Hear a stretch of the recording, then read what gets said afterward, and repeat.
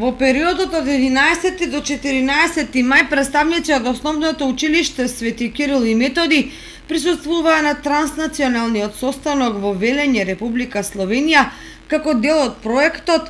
Едукативен пристап заснован на виртуелна реалност во справувањето со климатските промени. Партнери на Основното училиште Свети Кирил и Методи во овој проект се невладини организации и основни училишта од Република Грција, Хрватска и Словенија. Овој проект се однесува на преземање на активности со кои ќе се влијае на заштедата на ресурси, намалување на употребата на енергија и отпад, компензирање на емисии на јаглерод диоксид, зголемена употреба на обновливи извори на енергија, еколошки транспорт и така натаму. Како дел од овој проект ќе се развие образовен софтвер со помош на кој ќе се зголеми интересот и постигнувањата на учениците, а во исто време ќе се подигне свеста за начинот на кој може да се влијае врз облажување на климатските промени.